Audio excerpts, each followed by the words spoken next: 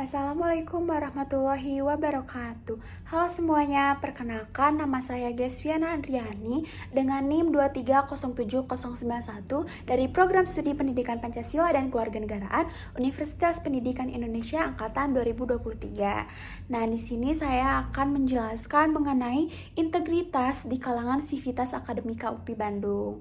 Yuk kita lihat penjelasannya.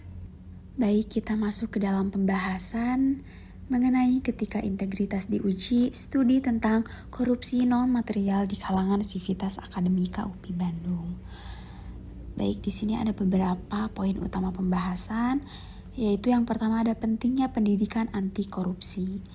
Nah, pentingnya pendidikan anti korupsi terletak pada kesadaran bahwa korupsi bukan hanya masalah hukum atau politik, melainkan juga sebuah tantangan moral yang melibatkan seluruh lapisan masyarakat, termasuk kalangan mahasiswa. Dalam konteks ini, pembahasan ini menggambarkan bagaimana pembelajaran dan penanaman nilai-nilai anti korupsi perlu menjadi bagian integral dari kurikulum pendidikan tinggi. Pembelajaran dan penanaman nilai-nilai anti korupsi harus menjadi bagian integral dari kurikulum pendidikan tinggi untuk memastikan bahwa mahasiswa tidak hanya memiliki pengetahuan akademis yang mendalam, tetapi juga memiliki integritas moral yang kuat. Lalu yang kedua ada integrasi pendidikan anti korupsi dalam kurikulum. Dalam kurikulum, pengenalan konsep-konsep anti korupsi harus dimasukkan ke dalam mata kuliah inti seperti etika, hukum, dan manajemen. Melalui pembelajaran ini, mahasiswa dapat memahami akar penyebab dan dampak korupsi serta mengidentifikasi cara-cara untuk mencegah melawan praktik-praktik yang tidak etis. Lalu poin yang ketiga ada zona integritas ZI di perguruan tinggi. Zona integritas adalah predikat yang diberikan kepada instansi pemerintah yang menunjukkan komitmen kuat dari pimpinan dan seluruh jajarannya dalam mewujudkan wilayah bebas dari korupsi atau wilayah birokrasi bersih dan melayani. Nah, komitmen ini diwujudkan melalui pelaksanaan reformasi birokrasi secara menyeluruh, terutama dalam aspek pencegahan korupsi dan peningkatan kualitas pelayanan publik dalam Permenpan RB nomor 10 tahun 2019. Lalu yang keempat adalah lingkungan sosial dan budaya organisasi kampus.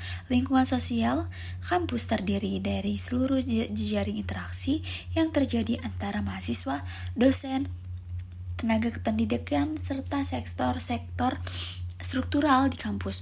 Budaya organisasi merupakan sistem nilai, norma, dan keyakinan yang membentuk perilaku kolektif dalam suatu instansi. Di kampus, budaya ini mempengaruhi berbagai macam kebijakan yang dijalankan atau bahkan ditolak secara diam-diam.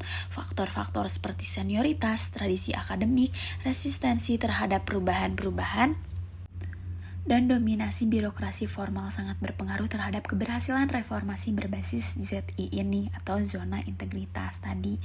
Nah, lalu poin yang kelima ada data risiko integritas riset kampus di Indonesia. Berdasarkan indeks risiko integritas riset yang disusun oleh Profesor Lokman Meho dari The American University of Beirut, terdapat 13 kampus di Indonesia yang berada dalam daftar risiko integritas riset sedang hingga tinggi. Nah, sebanyak 5 perguruan tinggi Indonesia termasuk dalam kategori red flag atau memiliki risiko integritas di level ekstrim dan sistemik.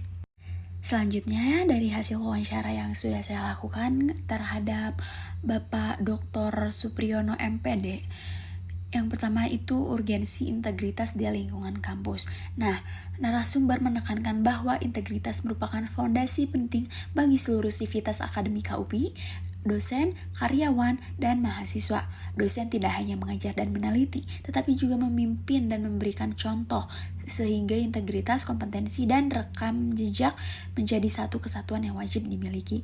Karyawan sebagai pelayan publik kampus juga dituntut memberikan layanan profesional, sementara mahasiswa sebagai kelompok terpilih harus menunjukkan perilaku yang mencerminkan pendidikan tinggi yang mereka tempuh. Lalu yang kedua ada contoh perilaku berintegritas dan tidak berintegritas. Nah, contoh perilaku berintegritas di lingkungan kampus banyak ditunjukkan melalui penerapan zona integritas yang mengingatkan seluruh warga kampus untuk bersikap jujur, menolak suap, menghindari gratifikasi, serta bekerja sesuai prosedur. Lalu poin yang ketiga juga penyebab korupsi non-material. Narasumber juga menjelaskan bentuk-bentuk korupsi non-material yang sering muncul, mulai dari yang ringan hingga yang berat. Perilaku tanpa integritas dapat berupa keterlambatan saat mengajar, tidak tepat waktu dalam rapat, membuang sampah sembarangan, hingga tidak menaati slogan kampus seperti Fakultas Hejo yang sudah diterapkan pada saat ini. Lalu pada skala yang lebih serius, korupsi non-material dapat berupa penyalahgunaan wewenang, manipulasi informasi, penipuan, dan intimidasi. Semua perilaku tersebut mencerminkan kurangnya tanggung jawab dan profesionalisme. Lalu poin yang terakhir, poin 4, yaitu tantangan dan solusi perbaikan integritas. Nah, aturan sebenarnya sudah ada, tetapi dalam sebuah aturan atau kebijakan pasti saja ada tantangan. Nah, tantangan di sini yaitu adanya aturan sudah ada tetapi implementasi yang masih lemah. Lalu dibutuhkan juga penegakan aturan yang tegas, sanksi sebagai pendidikan, penguatan budaya akademik, lalu peningkatan kesadaran melalui slogan dan kode etik, lalu penggunaan mekanisme pelaporan seperti SPPKS. Nah, jadi seperti itu penjelasannya mengenai integritas di kalangan mahasiswa maupun di lingkungan kampus. Nah, jadi menurut teman-teman, apakah integritas itu penting atau tidak ya di lingkungan kampus?